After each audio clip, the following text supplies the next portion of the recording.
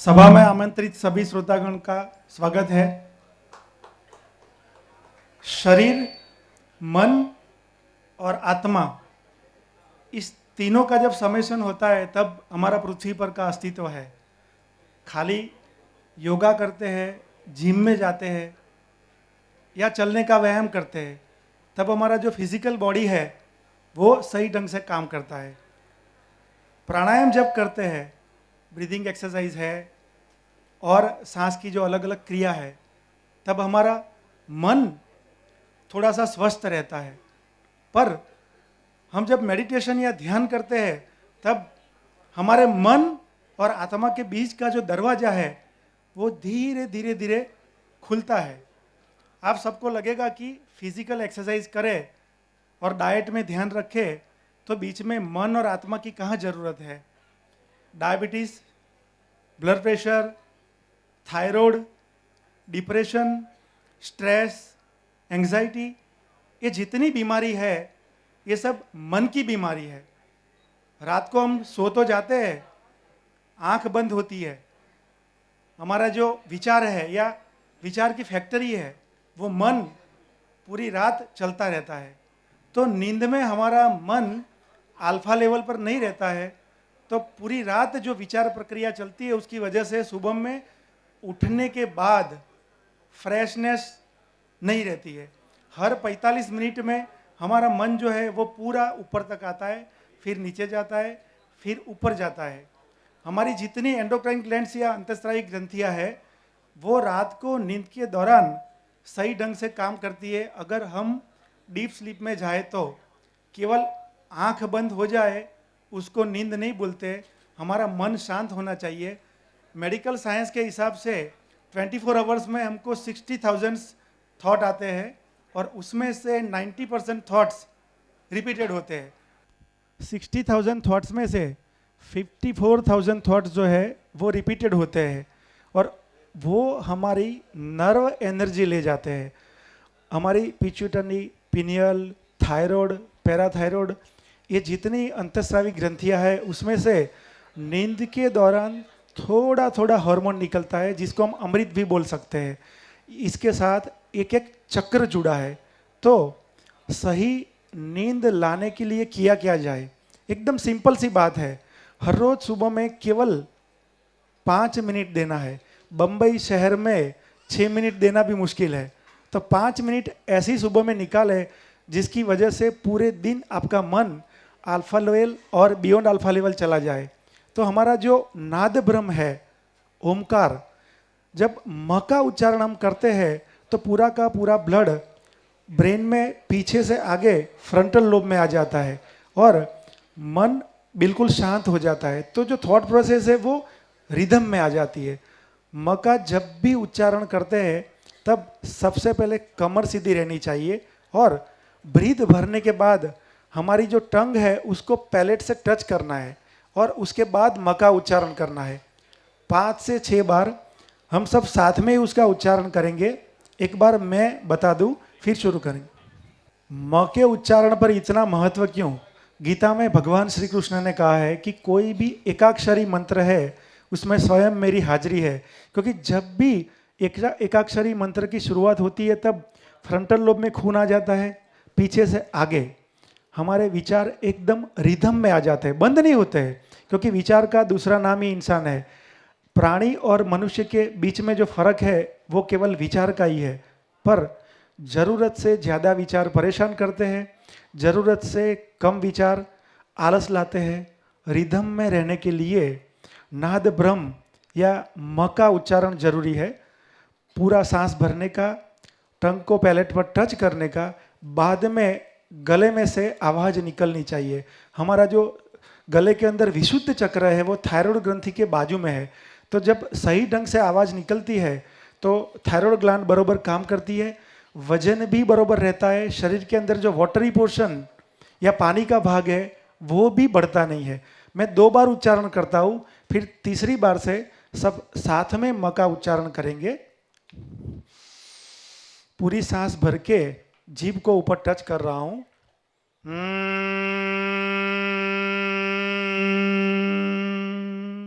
म को खींचना नहीं है, जितनी अंदर की कुदरती ताकत है उतना ही म का उच्चारण करना है।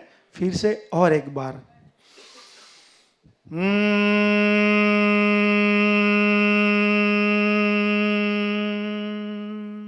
बस ऐसा लगे कि अब नहीं बोल सकते तो छोड़ देने का। अब तीसरी बार से साथ में प्रयत्न करते हैं, आंखें बंद करके। पहले सांस भरे,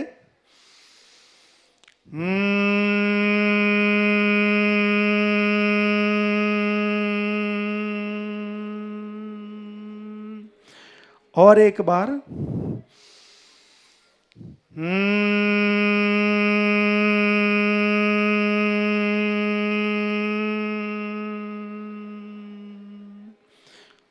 लास्ट टाइम।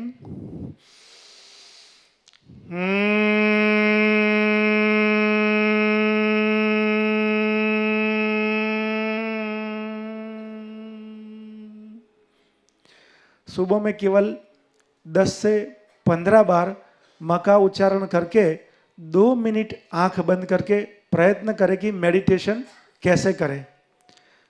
बीमारी का मतलब क्या है? When there is no ease means disease।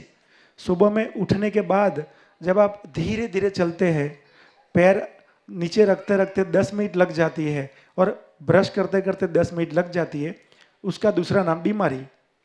छोटे बच्चे उठने के बाद सीधे दौड़ते हैं, उसका नाम तंदुरुस्ती। आदत, आहार, योग और जो 5 तत्वों से हमारा शरीर बना है, बस इतनी चीज़ों से ही हम स्वस्थ रह सकते हैं। आदत में सबसे बड़ी आदत है आराम से चबा के भोजन करने की। 5 मिनट के अंदर जो लोग खाना खा लेते हैं वो सामने से डायबिटीज़ को इनवाइट करते हैं, क्योंकि हमारा 50% जो फूड है वो मुंह के अंदर डाइजेस्ट होता है। There are more than 16 salivary glands in our mouth. हमारे मुंह के अंदर जितनी लार ग्रंथियां है वो पेनक्रियाज ही है। तो एकदम आराम से धीरे धीरे खाएंगे तो एक तो 5 रोटी खाते हैं तो 4 से ही चल जाएगा, और जिनको डायबिटीज है और 2 टैबलेट ले रहे हैं तो उसमें से आधी टैबलेट तो 1 महीने के अंदर ही बंद हो जाएगी। क्योंकि डायबिटीज के जितने मरीज हैं उसमें रैंडमली 70% लोग जो है वो 5-7 मिनट के अंदर खाना खा लेते हैं। तो ठीक से जब खाना चबाते हैं तो फूड भी कम हो जाता है, पेनक्रियास भी बरोबर काम करता है, क्योंकि इंसुलिन तो इधर अंदर निकलता है पर उसका जो सेंटर है इंसुला वो हमारे ब्रेन के अंदर हाइपोथैलेमस के अंदर है। तो धीरे से जब खाते हैं तो इंसुला बरोबर काम करता है। एक ही आदत बदलो, आराम से खाने की। और दूसरी आदत, जैसे ही आपका भोजन पूरा हो जाए उसके बाद कम से कम 20 मिनट तक बैठने का नहीं। अगर पॉसिबल है तो खड़े खड़े काम करो, और जिनके पास समय है वो भोजन के बाद एकदम धीरे धीरे, बारात में जैसे चलते हैं वैसे धीरे धीरे चलेंगे तो ये जो भाग है वो ठीक से कम हो जाएगा। उससे भी एकदम अच्छा एक प्रयोग है, हर बार मेरा कहीं भी लेक्चर है तो मैं बताता हूँ। भोजन के बाद दीवार के साथ ऐसे खड़े रह जाइए, पूरा शरीर सटा के दीवार के साथ रख दो, और जो डिस्टेंस है दोनों पैरों के बीच में वो शोल्डर जितना। मैक्सिमम 15 मिनट्स लंच और डिनर के बाद ऐसे खड़े रहने का है। ये बहुत ही मुश्किल है, 2 मिनट के बाद पूरा शरीर खींचता है। अगर आपको ऐसा लगे कि नहीं खड़े रह सकते तो चेयर को आगे रख दो और थोड़ा सा वजन उसके ऊपर दे दो।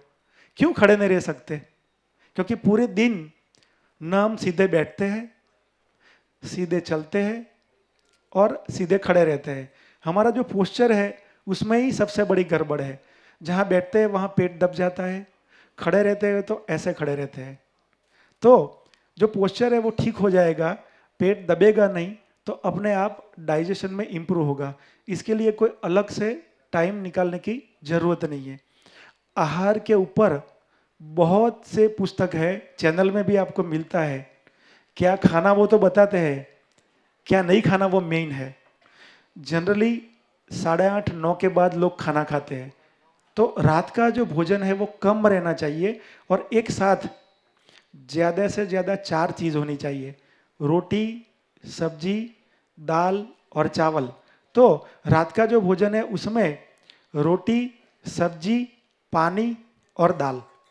आपको लगेगा कि पानी कोई आइटम है। महात्मा गांधी की डिश में 4 आइटम रहती थी, रोटी, सब्जी, पानी और कड़वे नीम की चटनी। और हमारी 4 आइटम कभी नहीं होती है, 6-7 होती है।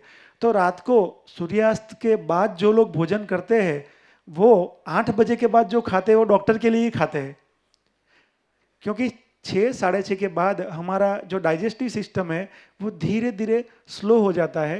तो समझो आपने 8 बजे खाया तो ठीक है, जितना फूड ले सकते हो उतना लो। 8 बजे के बाद 8:30 बजे, 9 बजे 25% कम कर दो। और 9 बजे के बाद जो लोग खाते हैं वो जहाँ तक पॉसिबल है वहाँ फलाहार करें, दूध ले ले, क्योंकि 9 बजे के बाद खाना खाने के बाद कोई व्यायाम करने की ताकत बचती नहीं है। अगर ताकत है और समय है तो 9:30 बजे आपका डिनर पूरा हुआ, 10:30 बजे आप वॉकिंग के लिए जा सकते हैं। वो पॉसिबल नहीं है तो आपका सुबह का नाश्ता, आपका लंच बना दो, और जो लंच है थोड़ा पीछे ले जाओ और उसको डिनर बना दो। एकदम सही रास्ता है। क्योंकि आप कितनी भी मेहनत करो, सुबह में जिम में जाते हो, वहाँ समय देते हो, वॉकिंग करते हो, पर फिर भी पेट कम नहीं होता है, क्योंकि रात का जो भोजन है वहाँ गलती है। अभी हमने एक एक्सपेरिमेंट किया, थोड़े पेशेंट का जो डिनर है वो 7 बजे से पहले कर दिया, और 7 बजे के बाद पानी भी नहीं पीना है। रोज का 250 ग्राम वजन कम हो रहा था। डिनर में कोई चेंज नहीं किया, रोटी सब्जी दाल, या तो दाल चावल और सब्जी, धीरे खाना, सूर्यास्त से पहले भोजन करना, उसके बाद पानी नहीं लेना। उसका रीज़न है हमारा जो BMR है वो चेंज हो गया है। मैं पेट पर सबसे ज़्यादा भार दे रहा हूँ, क्योंकि सबका ध्यान इसमें ही है कि कैसे पेट कम किया जाए। तो जो BMR बढ़ाना है तो शाम का भोजन जल्दी, अगर लेट करते हो तो कम खाओ। आदत में एक तो सबसे छोटी छोटी ये चीज़ है, आहार में ये है। और योग मतलब आप वॉकिंग करो, आसन करो, प्राणायाम करो, रात को समय पर सोना होना चाहिए, ये सब जो है वो सब योग है। आप सुबह में उठ के योगासन तो करोगे, पर रात को 1 बजे सोओगे तो आपकी जो एंडोक्राइन ग्लैंड्स है वो कैसे ठीक से काम करेगी। इंसान को पृथ्वी पर 45 लाख ईयर्स हुए, तब से लेके आज तक जो सिस्टम बनी है डाइजेशन की, उसमें न कोई परिवर्तन हुआ है न कोई कर पाएगा, क्योंकि हमारा पूरा जो शरीर है वो पृथ्वी के चक्र के साथ जुड़ा है। शाम को सूर्यास्त होता है, सुबह में सूर्योदय होता है। तो जो कुदरत के नियम है वो नियम का पालन सबको करना पड़ेगा। सुबह में 4:30 बजे उठ के काम नहीं कर सकते, 1 बजे ही क्यों। सुबह में 4 से 6 का जो वातावरण है उसके अंदर ओजोन वायु है, वो तो सबको मालूम है, पर उस टाइम एनर्जी लेवल इतना हाई रहता है कि आप कोई भी काम करो, खाली बैठे रहो तो भी आपका वजन नहीं बढ़ेगा, BMR बढ़ जाता है, डाइजेशन बरोबर काम करता है। और सबसे हमारी जो डाइजेस्टिव सिस्टम है, इंटेस्टाइन है, वो टॉक्सिक को बरोबर बाहर फेंकने की प्रक्रिया करते हैं। इसलिए जो पारसी लोग हैं, अभी का तो मालूम नहीं, पर पहले एक नियम था, सूर्योदय से पहले उनको रंगोली पूरनी पड़ती थी। तो पहले नहाना पड़ता है, फिर उठ के कलर लगाना पड़ता है। कोई गरीब रहेगा ही नहीं, क्योंकि इंसान जब 4:30 बजे उठता है तो उनको अच्छे विचार ही आते हैं। ये सब नियम है। और जिस पंच तत्व में से हमारे शरीर बना है, अग्नि, पृथ्वी, जल, वायु और आकाश, सबसे बड़ा अग्नि तत्व है सूर्य।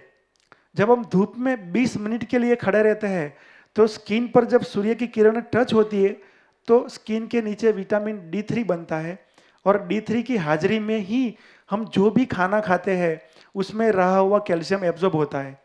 कैल्शियम की टैबलेट लेने से कैल्शियम एब्जॉर्ब नहीं होता है। कैल्शियम पानी में भी है, सब्जी में भी है, रोटी में भी है, हर जगह कैल्शियम है। पर अगर विटामिन D3 नेचुरल फॉर्म में आप लोगे तो वो कैल्शियम बरोबर एब्जॉर्ब होगा। तो धूप का सबसे बड़ा फायदा है विटामिन D3।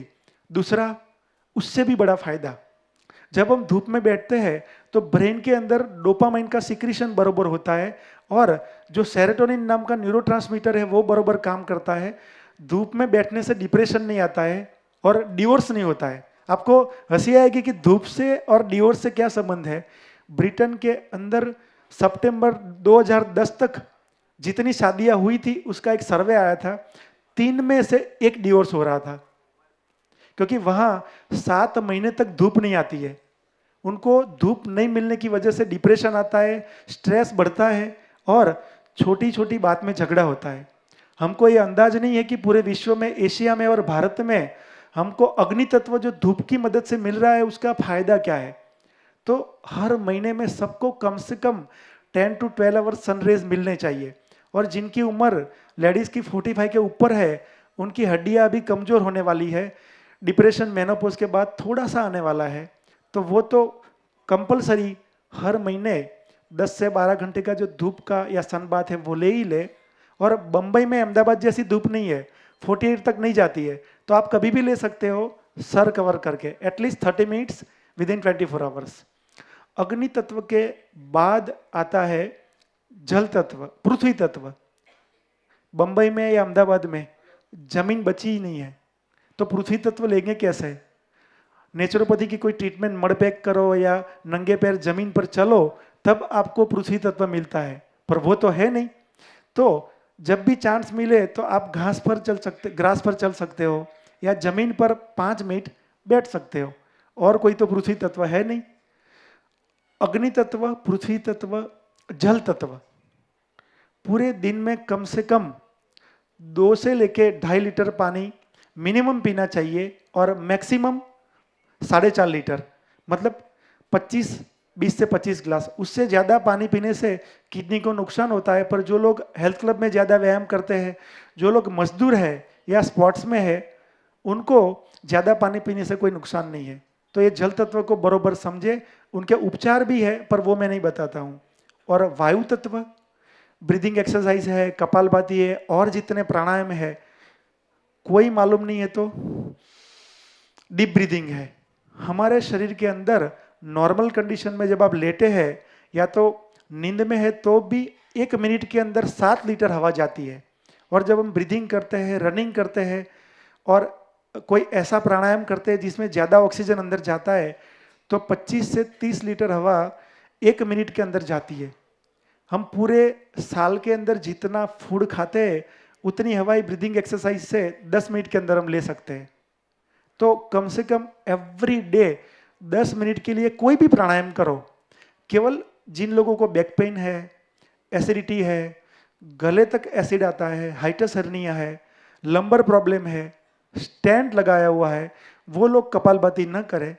बाकी जितने लोग हैं वो कपालभाति कर सकते हैं। और ज़रूरत से ज़्यादा कपालभाति अगर करनी है तो किसी के गाइडेंस में करें, क्योंकि वो हठ योग की एक प्रक्रिया है। और अवकाश तत्व मतलब आराम से सब बैठे हैं, ये सबसे पहला अवकाश तत्व। छुट्टी के दिन किसी के साथ बात करते हैं, घर के अंदर फ्रेंड से मिले हैं, वो अवकाश तत्व। अपने साथ हर रोज 1 घंटे के लिए बैठे हैं, वो अवकाश तत्व। अभी मेरा पूरा का पूरा पेट 1 फरवरी से खाली है, मैंने फूड नहीं लिया है, केवल मैं फ्रूट्स पर हूँ, वो है अवकाश तत्व। सबसे बड़ा अवकाश तत्व शरीर का जो है वो उपवास है, और मन का है वो ध्यान है। मैं थोड़ा ज़्यादा भार उपवास पर देता हूँ। पिछले 11 साल से, 2005 से मैं हर साल 70 डेज तक खाना नहीं खाता हूँ। दिन में 2 बार चाय या कॉफ़ी, फ्रूट और सलाद। आज सुबह 4:30 बजे उठने के बाद 2 बार कॉफ़ी ली है, 1 बार सलाद लिया है, 3 डेट्स या खजूर खाई है, बस इतना मेरे शरीर के अंदर गया है। इसके साथ दररोज 2 किलोमीटर का मेरा रनिंग है और कम से कम 30-40 मिनट्स का वॉकिंग है। ये सब पर्सनल मैं इसलिए बता रहा हूँ कि सबके मन में एक ऐसा ख्याल है कि हर रोज 2000 कैलोरी लेनी चाहिए, उपवास में आराम करना चाहिए। और उपवास करने से तकलीफ होती है? कोई तकलीफ नहीं होती है। उपवास करने से कैंसर तक की बीमारी ठीक हो जाती है। और जितने मेरे कैंसर के दर्दी है उसका डेटा भी आपको मेरी पत्रिका में भी मिल जाएगा, और अनुपान.in आप इंटरनेट पर चले जाएंगे तो किताब भी मिल जाएगी, कैंसर कैसे ठीक होता है। जब भी उपवास करते हैं, स्किन की इनक्योरेबल डिसीज है, कैंसर है, वजन ज़्यादा है, वो सब कम होता है। क्योंकि कैंसर का जो डिसीज है उसके अंदर कोई इन्फेक्शन नहीं होता है। हमारे शरीर के अंदर जो सेल्स है उसका जो अनइवन ग्रोथ है, उसका दूसरा नाम कैंसर है। तो कैंसर जब होता है तो सबसे पहले तो जो पेशेंट है वो डिप्रेशन में रहता है, क्योंकि उनको सब लोग मरने की बात करते हैं। नेचर को और आयुर्वेद उनको जीने की बात बताते हैं। दूसरी बात, जब उपवास करते हैं तो कुदरत का जो ऑपरेशन टेबल है उसके पर दर्दी आ जाता है। मैं कुछ नहीं करता हूं, मैं मीडिएटर हूं। तो अग्नि, पृथ्वी, जल, वायु, आकाश के जो पंच तत्व है उसकी मदद से वो पेशेंट का ऑपरेशन होता है। 40, 50 या 60 डेज तक उनको केवल जूस, फ्रूट्स और अगर जरूरत है तो चाय और कॉफी पर रखा जाता है। तो ये सबसे बड़ा जो तत्व है अवकाश तत्व, वो उपवास है। और मेडिटेशन के पर भी मैं ज़्यादा भार देता हूँ, क्योंकि जिनका भी वजन इसमें ज़्यादा है वो लोग जब खाना खाते हैं तो डिप्रेशन की वजह से ज़्यादा खाना खाते हैं। उनको याद है कि मेरा वजन ज़्यादा है, कम करने का प्रयत्न करते हैं, क्रैश डाइटिंग करते हैं, बाद में सब कुछ भूल के खाते रहते हैं। स्ट्रेस में है, ज़्यादा खा लेते हैं। कुछ भी सेलिब्रेशन करते हैं, ज़्यादा खा लेते हैं। उसका भी सॉल्यूशन है, धीमे खाओ, हफ्ते में एक दिन उपवास करो। उपवास मतलब वैष्णव उपवास नहीं, उसको उत्सव बोलते हैं। उपवास मतलब हेल्थ डे। उस दिन आपको कोई भी फराल नहीं करता है, फराहार। फल मतलब फ्रूट। तो जो रिलीजियसली करते हैं उसमें तो पेट भर के खाना आता है और कैलोरी का भी डंपिंग होता है और गैस बढ़ जाती है। तो जो भी लोग डाइट करें हफ्ते में एक दिन, आज से शुरुआत करेंगे तो धीरे धीरे धीरे उसमें उसका जो पीरियड है वो बढ़ जाएगा। अभी आप जितने लोग हैं उसमें 2-3 लोग ऐसे हैं जो अभी उपवास चालू है मेरे साथ, वो मेरे पेशेंट है, बम्बई वाले हैं, कोई बाहर से भी है। तो उपवास करने का सबसे बड़ा फायदा है अपने आप पर कंट्रोल। दूसरा, डिसॉल्टिफिकेशन एंड डिसटॉक्सिफिकेशन। और हमारी जो उम्र है, एज है, वो रिवर्स होती है। एजिंग प्रोसेस को रिवर्स करने के लिए शरीर के जितने सेल्स है उसको नवजीवन देने के लिए उपवास करने हैं। तो सबसे पहले तो इधर से एक बात लेके जाए कि हफ्ते में एक दिन उपवास करेंगे। अभी महत्व की बात है, जितने भी लोग बैठे हैं उसमें ज़्यादा से ज़्यादा पेशेंट है नी के, डायबिटीज़ के और ब्लड प्रेशर के। तो एक एक्सरसाइज में नी के लिए बताता हूँ, वो देख ले जिनके नी पेशेंट है, बीच में बैठ के बताता हूँ। पैर पर हाथ रख के 2 इंच जितना पैर ऊपर करके धीरे धीरे ऊपर नीचे करें। एकदम नॉर्मल एक्सरसाइज है।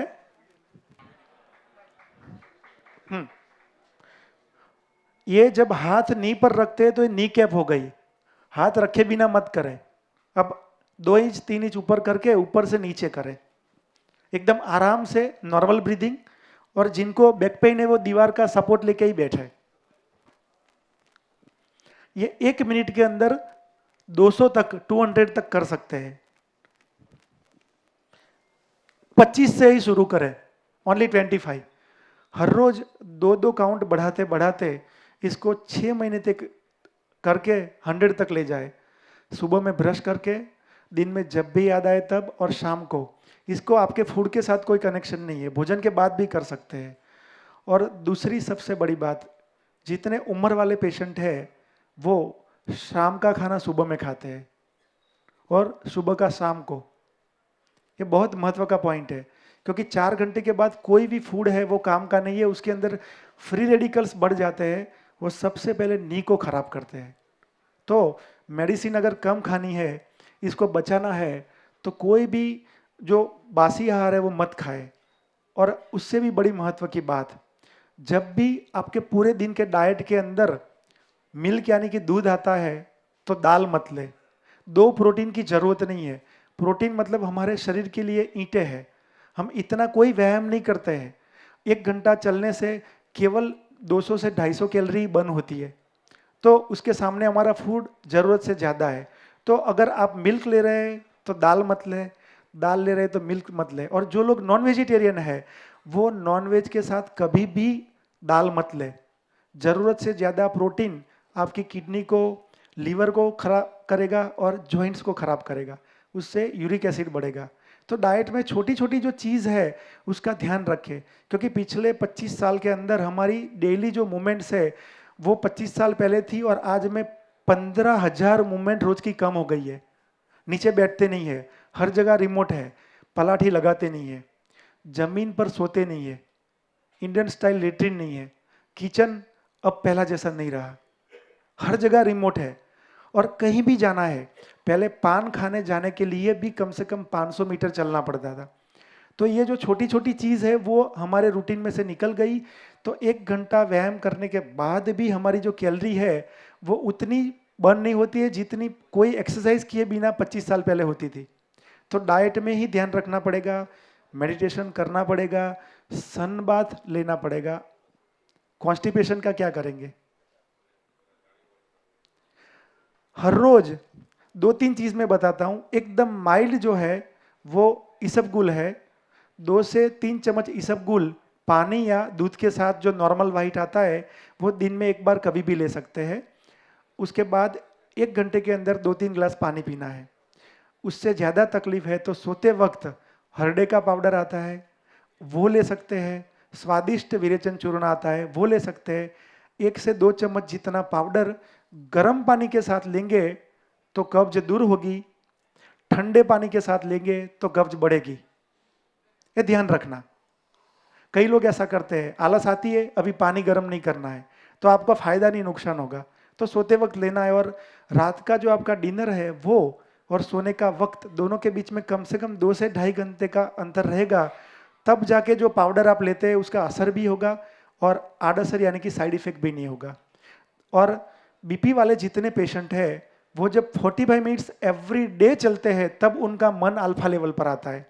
बीपी की 25 मिलीग्राम्स की एक टैबलेट और 45 मिनट का वॉकिंग दोनों इक्वल है। तो जब भी बीपी की गोली चालू हो तो ध्यान रखें कि इसका डोज बढ़ाना नहीं है और इसमें से बाहर आना है। तो एवरी डे रेगुलर 45 मिनट्स का अगर वॉकिंग करेंगे तो आपका जो ब्लड प्रेशर है वो धीरे धीरे धीरे कंट्रोल में आएगा। 120/80 नहीं, 140/90 चलेगा। बम्बई है, अहमदाबाद है, ये सब सिटी में स्ट्रेस भी रहता है, पॉल्यूशन भी है। तो 200 साल पहले जो बीपी था वो आज रहेगा ऐसा मानने की जरूरत नहीं है। 96 तक दवाई लेने की जरूरत नहीं है, पर अगर डर लगता है तो 90 तक दवाई मत लो, उसको वॉकिंग से ही धीरे धीरे धीरे धीरे कंट्रोल में करो।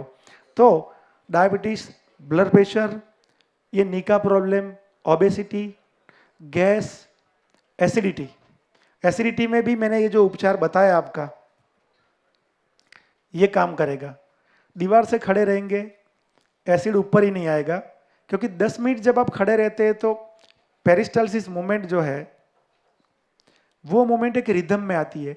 जब हमारी पेरिस्टालसिस मूवमेंट उल्टी हो जाती है, आयुर्वेद में ऐसा बोलते हैं कि अपान वायु ऊपर आता है, तब जाके जो एसिड है वो ऊपर आता है। और पेट के ऊपर एक वाल है जिसको कार्डिया वाल बोलते हैं, ये कार्डिया वाल ढीला हो जाता है तो पूरा का पूरा एसिड रिफ्लक्स इधर तक आता है। और एसिडिटी जब होती है तो फूड पाइप हार्ट के पीछे से है, तो वो एसिड हार्ट बर्न करता है। अंग्रेजी में एसिडिटी को बोलते हैं हार्ट बर्न। तो एसिडिटी से भी बीपी बढ़ता है। तो एसिडिटी को कंट्रोल करने के लिए ये प्रयोग भी करें। और एक वायु मुद्रा है, फर्स्ट फिंगर को राउंड करके केवल ऐसे रखने से भी रिफ्लक्स कम होता है। बस 15-20 मिनट तक ये वायु मुद्रा करेंगे तो इससे रिफ्लक्स थोड़ा कम हो जाएगा। फ्लाइट में जा रहे हैं, कान बंद हो जाएगा तो भी वायु मुद्रा कर सकते हैं। तो नेचुरोपैथी या प्राकृतिक चिकित्सा की जो छोटी छोटी बात है वो अगर आपके जीवन के अंदर रोज बरोज काम में आएगी तो ही फायदा है। बाकी हमारे क्लिनिक में पूरी डॉक्टर की टीम है, हम पूरा ट्रीटमेंट भी करते हैं। कोई भी डिसीज है, कॉन्स्टिपेशन से कैंसर तक का, उसका इलाज होता है। पर अगर जीवन में परिवर्तन नहीं आया तो आप कुछ भी करो, थोड़े दिन के बाद जहाँ हो वहाँ रहेंगे। और अगर ये लेक्चर सुनने के बाद, हमारे जो ब्लॉग है उसके ऊपर जो वीडियोस आते हैं वो देखने के बाद आप उसका आपके जीवन के अंदर अमल करेंगे, रोज उसका उपयोग करेंगे, तो मैं मानता हूँ कि बहुत कम लोग ऐसे हैं जिनको मेरे क्लिनिक तक आने की जरूरत पड़ेगी।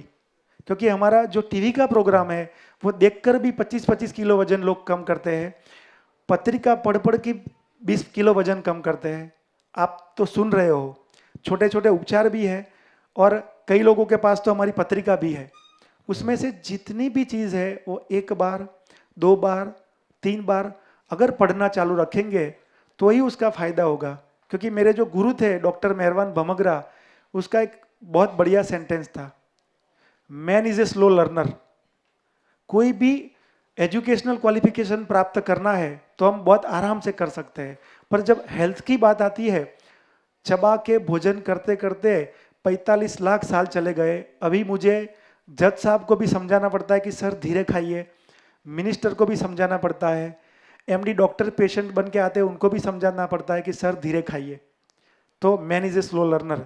तो जितना भी मैंने बोला है वो धीरे धीरे सोचिए, रिपीट करिए, रिकॉल करिए, तो आपके जीवन के अंदर जैसे ये जोईसर सर से क्रांति आई है वैसे हेल्थ के जीवन में भी आएगी।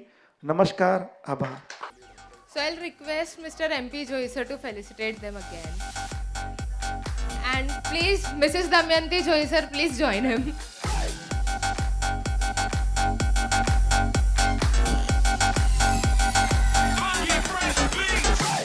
भाई एक बार तालियां हो जाए, एक बार जोरदार तालियां हो जाए।